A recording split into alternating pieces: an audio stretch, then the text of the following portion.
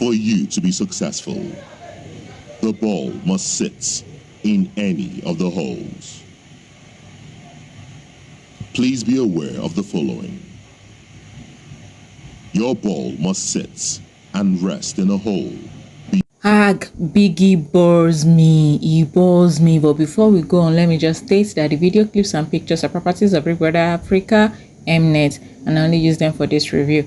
Now we're going into the Friday night arena games. There really nothing has been happening through the week, so that's why I didn't really post. It's been boring. I've hardly even been watching, because when you put it on, whether they are sleeping, you're just talking, it's not interesting. I just leave and go watch movies or work. This arena games is about disco beats, and Biggie gave us a tidbit that disco became a culture in the 1970s. And well, the rules were that there are 4 sections. The first one, you have to roll the ball and it must rest in one of the holes, and like the video you saw earlier.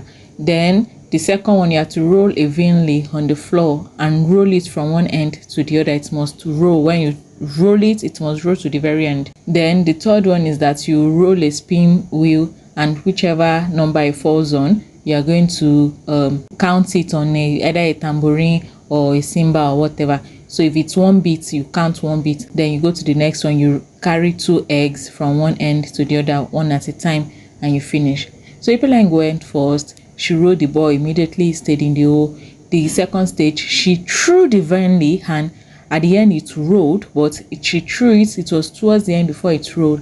Then she went to the next stage. She did that one. First stage, she finished at 1 minute 4 seconds. All well and good. Next was Justin. Justin did the same thing Ebuka did, and he finished at 37 seconds. Then Biggie said, oh, for throwing, you're added 30 seconds, so 1 minute 7 seconds from 37 seconds, which was the same thing Ebuka just did, not up to 2 minutes prior. I don't know the kind, because I was expecting Biggie first stayed a while before telling Ebuka time, so I was expecting him to say because immediately she did, I was like, this girl threw this thing. It was obvious, so I was expecting Biggie to state it, but he didn't state it. Then finally I said your time is 1 minute 4 seconds. I'm like, okay. So when Justin did it, I was like, well, it's the same thing she did. So when he penalized him, I went back again to where I'm like, this is the same thing Justin did, Ebuka did, and Biggie is penalizing him.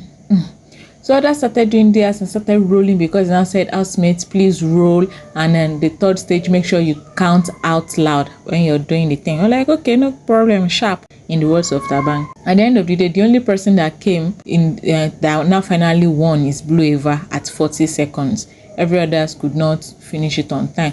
So if not for Aiva, this girl Ebuka would have won again at 1 minute 4 seconds. She would have won for the second time for flouting the rules that Biggie will penalize someone else over, but not her. I'm not starting to see that what is happening in this house. This would have been a second unfavored or merited win. That was how Juicy left without winning.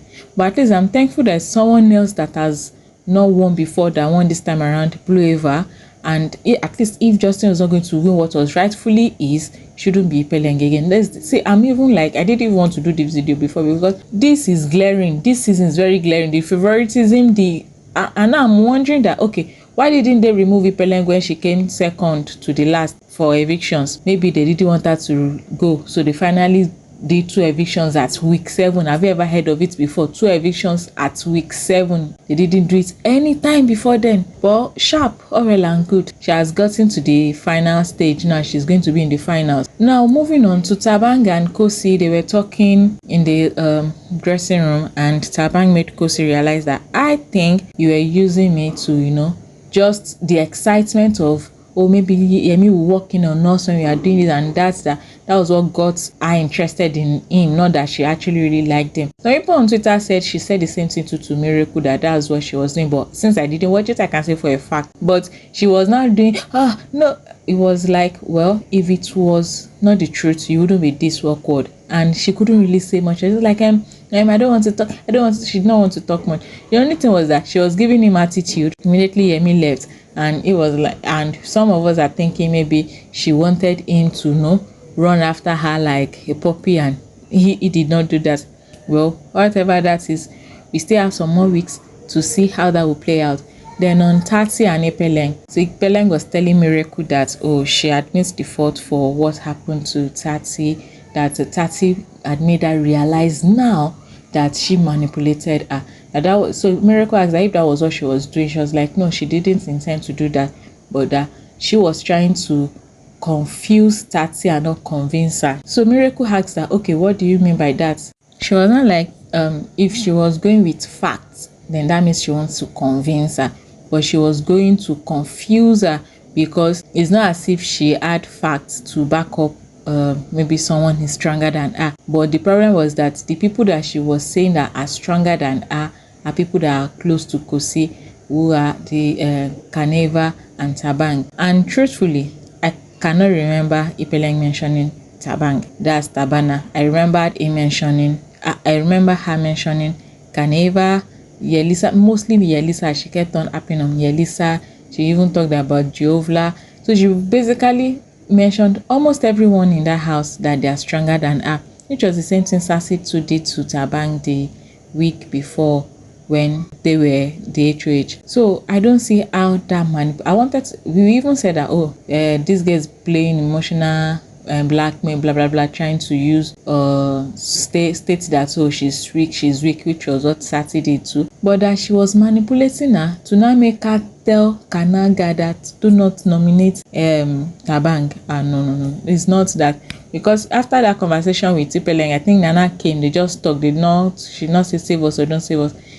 Sati still went out to talk with different people. She even spoke and had a deal with Miracle that next week, if we are out with the HH, will save you. So she went in to meet Kanaga. I was like, now there are things like, is either we save people that they might be able to save us, or repay a favor, or there was a third thing, I can't remember the third thing. So they were talking, they're not like, I can only save you if Tabang is not up, so you better not vote and nominate Tabang so that I will be able to save you.